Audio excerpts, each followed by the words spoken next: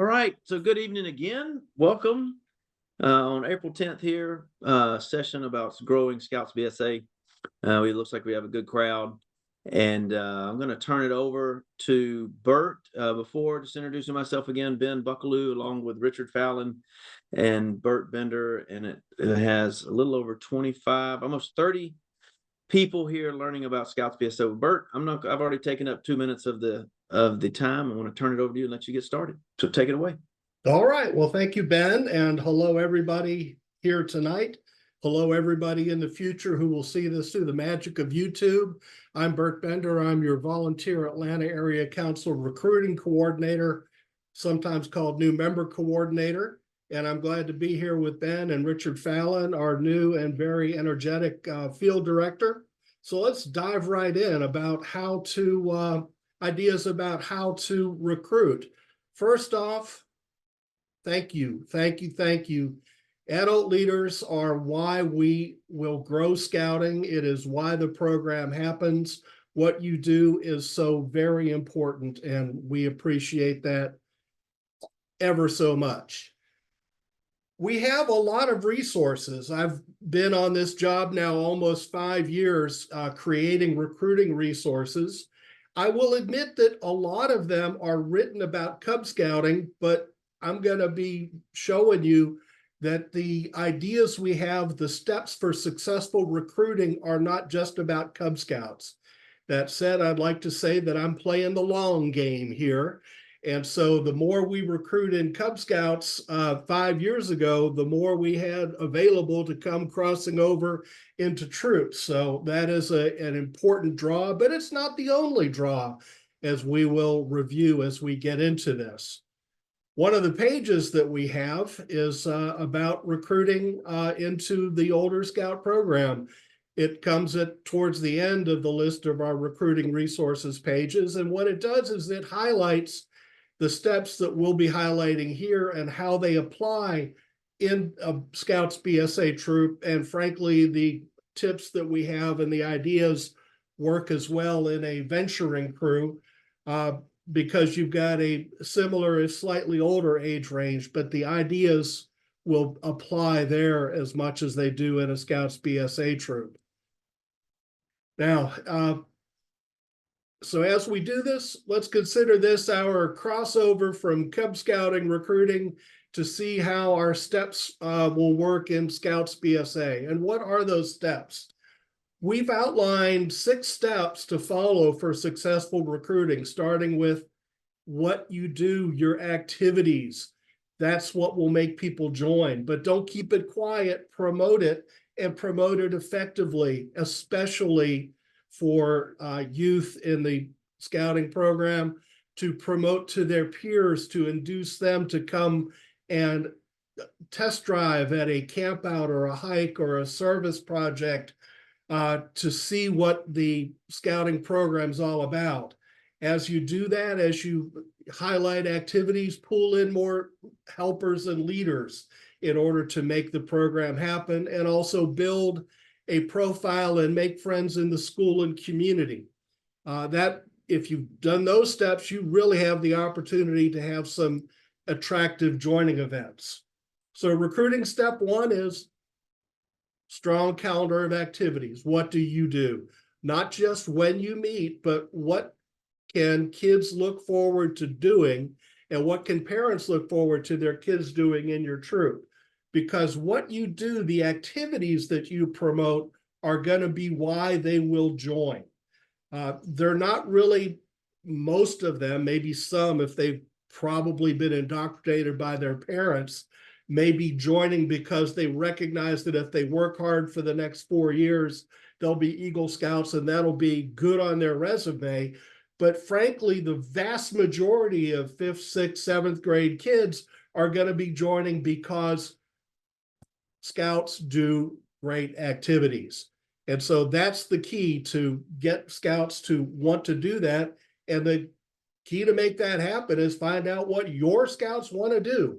What can you do that's exciting, challenging, fun, that's going to be attractive so that their friends want to come and get involved in scouting and have a bigger troop presence. Now, for those who are in the Scouts BSA program, you know that you are not operating a Webelos 3 program where you're just telling the Scouts, here's what you're going to do.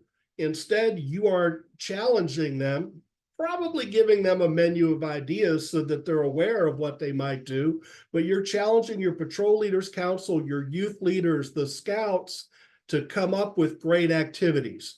When we have had over the last 15 years, the Patrol Leaders Council planning meetings leading to finalizing a plan at a troop planning meeting, we sort of throw it out as a dare. We dare you Scouts to come up with activities that you think are going to be super fun, super challenging, and are going to be hard for us adults to do.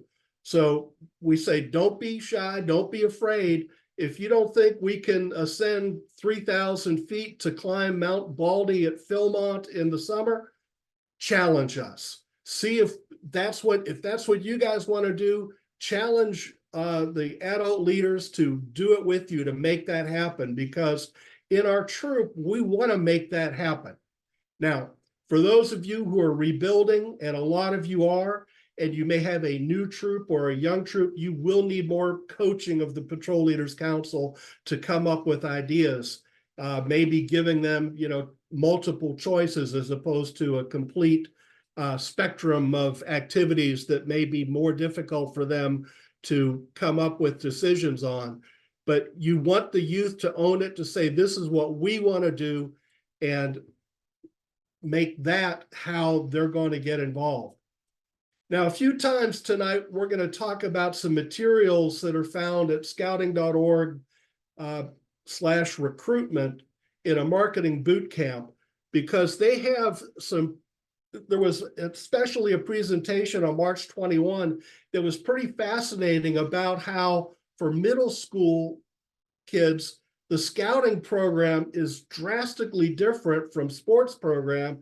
They also make the point that as you get to middle school, a lot of kids who have been doing sports and sort of shut out scouting all those years are now open. They realize they're not making the travel team. They are not going to be winning the Heisman Trophy.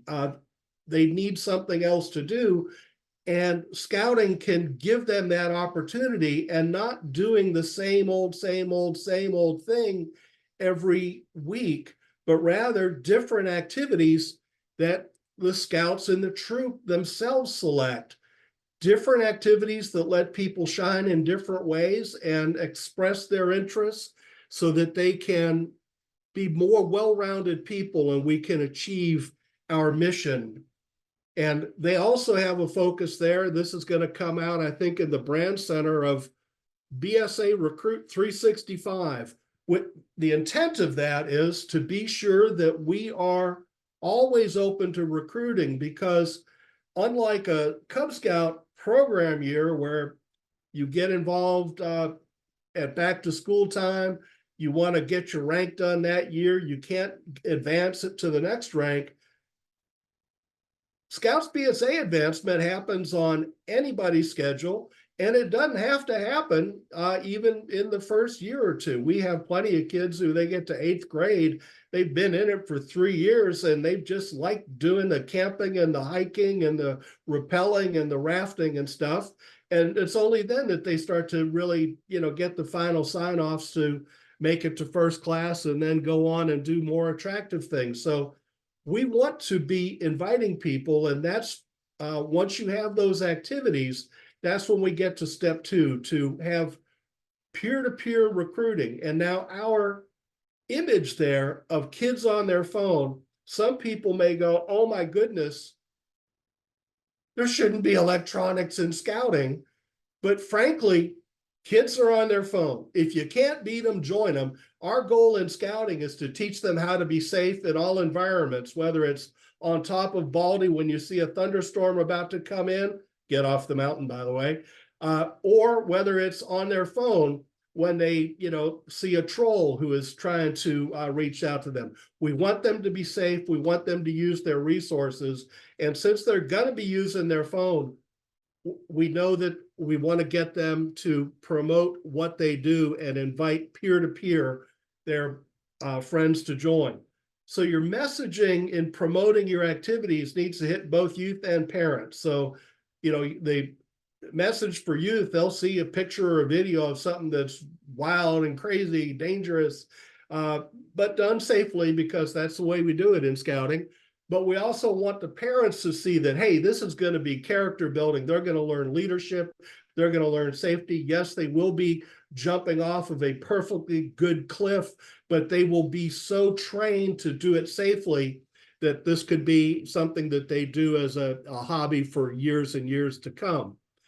And there's not one perfect way to do it. There's going to be some things that parents look at, some things that kids look at, some things that they'll both look at. And you have to find ways to reach them where they are. Will that include things like a flyer with pictures and video, pictures of what your scouts are doing, and QR codes that'll take you to a website, to an email, so that you can be in further contact with the parents, with the scout? It probably will. Will it include, social media? I hope so. Find the social media where your parents are hanging out, where your kids are hanging out, and find ways that you can do that, within the BSA guidelines safely, to share what it is your troop is doing. Will it include emails? Yeah, even for, the people who don't read emails, and for them, they're going to get texts, and those will be, either directly or through GroupMe or Band or whatever messaging your families in those grades use. And do you want to be on school websites, church websites, community websites, newsletters, bulletin boards? Absolutely, because while there's no method that's going to work a majority of the time, every method you don't use will never work. And if a method works 1 or 2 times, that's cool. Some images that were shared by the boot camp on the 21st include these social media images. I think we may start to see some of these on the Brand Center, but one of the emphases here is, again, this saturation. Use social media, use your school, get on calendars, put up some posters, do peer-to-peer. In this case, they are pretty big on mom-to-mom communication, in part because like these service hours messages are going to be attractive both for kids who are like, dang, I got to get me some service hours, but also for parents who are like, child, you're going to need to get some service hours. Maybe scouting is the place for you. They are also, we think, are going to be putting out, we like these images of sharing what scouting is based on, we know things. Like on the right-hand side, we know what to do if your golf ball lands in the rough, because if you're a scout, you'll identify what poison ivy is, or we know what a poisonous snake is. We will learn these things so that you will become a person who can be safe out there in the world. Parents should love that. Kids will like that too, because they want to go out, do the activities that your troop is doing, and have a good time doing it because they're safe. So when you're selling, don't sell generically. If you have a troop that is like, we are never going to go backpacking, you're probably going to not talk about Philmont. If they are, more the hang out on a beach, focus on sea base as your ultimate high adventure goal, but sell it. Whatever it is your troop is doing, go ahead and sell what that is. And don't think that you have to just have one thing. There are some troops that have their patrols divided up not by age, but by interest.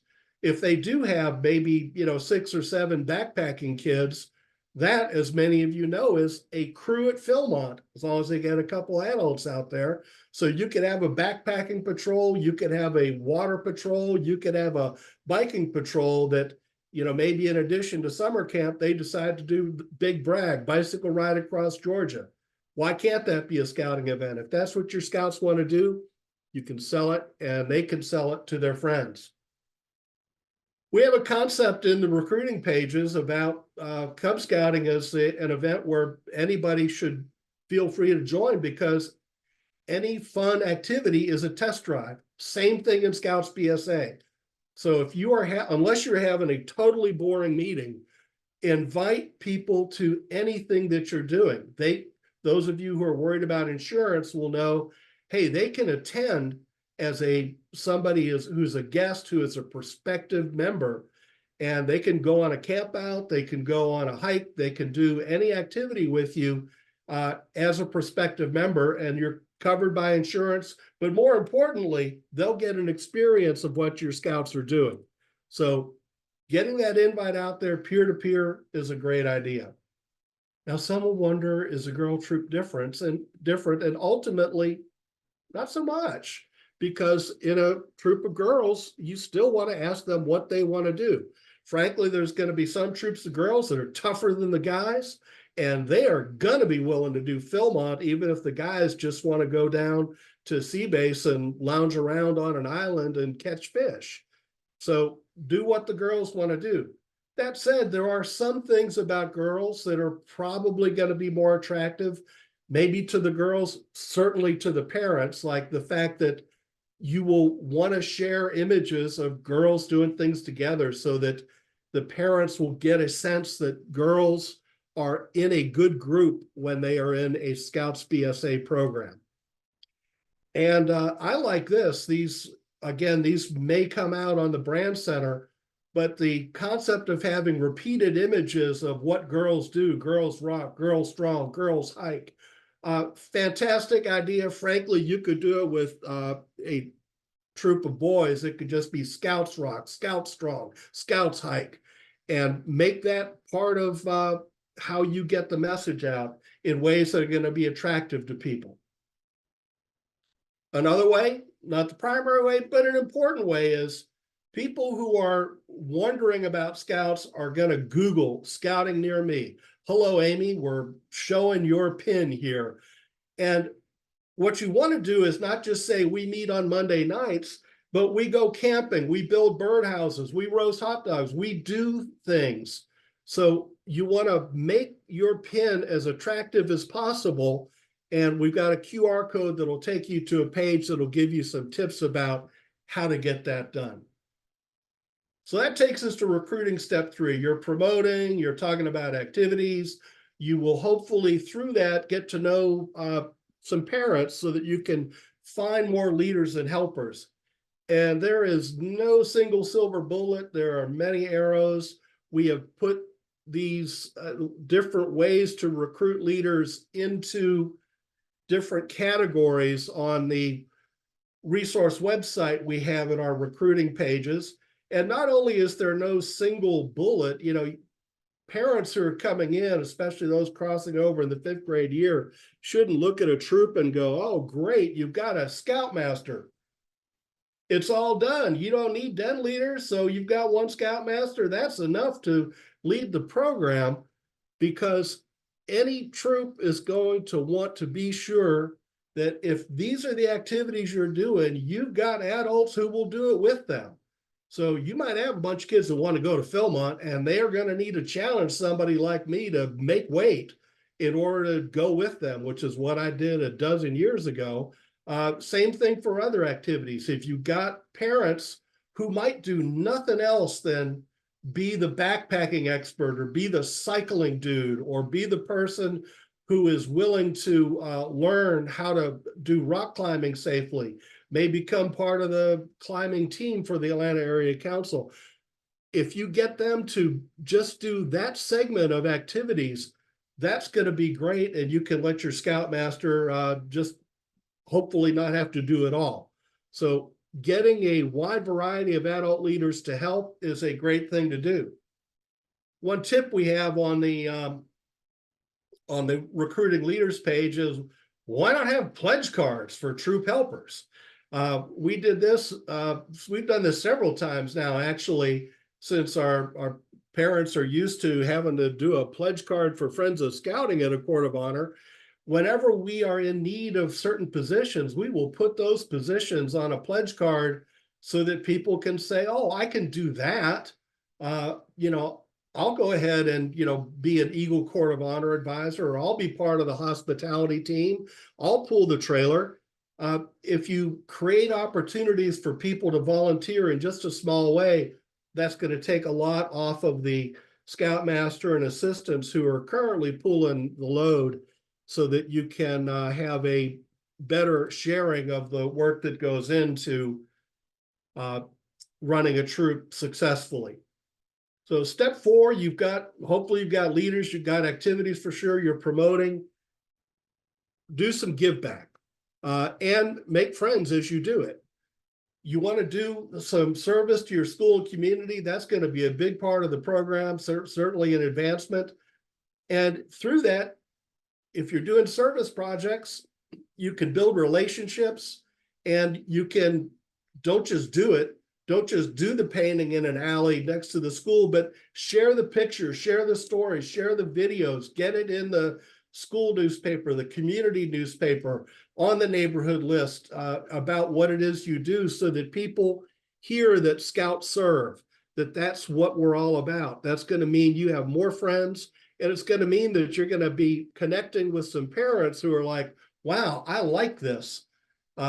You have a troop of Scouts who are actually giving back to the community and making it a better place. And one of the ideas in this concept about better community profile and giving back in service is the concept from the boot camp of maybe do activities that are jointly done by community groups with Scouts BSA. So you might have Scouts who want to get the Pet Care Merit Badge, and go ahead and do that. But why not, instead of leaving it be a closed environment, make it an open environment where you're inviting the community to come learn about pets, so that Scouts who are earning the merit badge are also helping to teach families about how to take care of their pets. So they have bike maintenance up there as an opportunity. If you're doing cycling as part of your troop activities, why not co-op with a bike shop and put on a bike maintenance activity or a bike rodeo, and make it co-sponsored, so that you've got the community behind you, and you are also advertising your troop and making good connections that way. So you can expand that to a lot of activities where you may do an activity, but you want to be sure that if you've got an opportunity to invite people, do it. If you're going fishing, go ahead and invite more people, not just those who will join your troop, but maybe others who want to come to the local lake or fish pond and do it with you, so that you're making friends. Consider joining up with a Cub Scout pack. Again, that's the long game. Those kids want to join your troop, and hopefully the troop will catch bigger fish than the Cub Scouts will, and they will be impressed by the skill that your Scouts in your troop have. Here's some more images of a service focus. Again, if you are you have a Scout who's becoming an Eagle Scout, they are working on their Eagle Scout Leadership Service Project. The traditional route for that is to recruit help from the troop. But why not be sure that you open it up and maybe recruit help from the school, from the church, from the community? Who wants to be involved in whatever the activity is? Let the Eagle Scout who is developing leadership figure out how to lead a group. But that is also a way that, if supported by the troop, can be a way to get the community more aware of what Scouts do and more behind what it is you're doing. So you've done that. Now it's time to have activities that are going to be great joining events. And that's something that you probably want to do several times a year, so that you can have formal events where certainly you're focusing on 5th graders now, but also 6th graders, 7th graders, 8th graders this summer and in the fall. A common thing to do is an open house. And if you're doing an open house, it shouldn't just be a run-of-the-mill, hang around, get sign-offs, troop meeting, but do something special. Have a campfire, have a cookout, have axe throwing safely, do something that will be attractive and fun for new kids to do so that they say, oh, this is fun, we want to do this. Make sure it's something that your scouts like to do so that they can be the ones who are really doing the sales peer-to-peer of their friends. You're also pitching parents at an open house, and probably pitching them separately. Because at an open house, you're probably going to show the kids stuff about fire and stuff about axes and that sort of fun and dangerous things. But parents are going to want to have some separate word about building character. Kids don't want to hear about how you're going to build their character. Parents do want to hear about that. So you want to be sure that you have something for the parents to do where you are integrating what the kids are doing into what the goal is, and that is to show what will happen when their small fifth grader turns into a tall 11th grader Eagle Scout who is going to be going off to do better and bigger things for the rest of their life because they have learned leadership and values through the activities of scouting.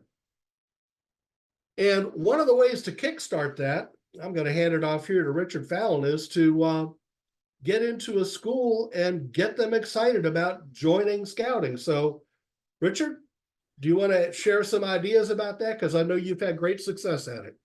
Absolutely. The biggest thing with we're trying to do buzz ups in school is relationships with the school. So this is a great opportunity for you to help your district executive out. And if you have a great relationship with your principal or someone like that, this is your opportunity to work with your DE, schedule a date, and see if the school will let us in to do anything. The best and way I've ever seen to do it is if in front of phys ed classrooms, you get the whole school there, you give a 20-minute buzz up, get them all excited, talk about all the high adventure stuff, and invite them to one of those signing nights. On the other hand, a lot of schools aren't going to give you that time. That takes time to build those relationships. So if we can even get a lunchroom, a morning announcement, anything to get the message out to kids is very important. And that is from that's actually my old district. That's a great photo, Bert. This is an example of one when we would do boys only. We set up a mock campsite. We go out there and we talk to the kids about all the fun stuff you are doing. And when we do those, if there is multiple troops that want to participate, because we know middle schools sometimes are shared, we have opportunities to do that. The best thing you can do is work with that district executive, help us get into the door, and use us to help recruit your kids. That's what we're here for. We want to help recruit your troops. So we can make that happen with you. And we can do flyers and stuff like that. But the best thing is to be in front of the kids and tell them all the fun stuff and deal with all those middle schoolers and their fun and excitement ways. They're all looking for a spot. They're all looking for their way. They're all looking to be a part of a group. That's our opportunity to hop on and be that group that they want to be a part of. All right. Bert, you mind if I jump in? Yeah, I was going to thank you. You mentioned on it, you touched on it a little bit, but whether it's Bert or Richard, I see a comment that said from Warren that we were already shut out of 3 middle schools in our area. Any quick tips of what you can do to maybe gain that access? And I understand if a principal's not going to let you go, then they may not let you go. But what are some things that you did to cultivate that relationship with principals? Yeah, absolutely. So all of our troops did service projects at the middle school. That is, Bert mentioned it. That is one of the biggest things. And we had yearly access. This is down in Orlando, by the way. So a school building that relationship, and it might take a couple years of, hey, can we retire your flag for you? Can we help build a garden? Can we do an Eagle Scout project out here? Build that relationship with your school. And then hopefully you can get a meeting with the principal and probably your district executive, or I'll go to a meeting for any of the districts if they need it. But you stress the importance of what scouting can do to the kids' emotional, social intelligence. You stress what they can do for their physical intelligence and all the points of the scout oath and law. And most principals then will give up at least 5 minutes of their time, especially at phys ed, where we align mostly with state standards and stuff like that. Yeah. The only thing I'll add to it is all that stuff is great.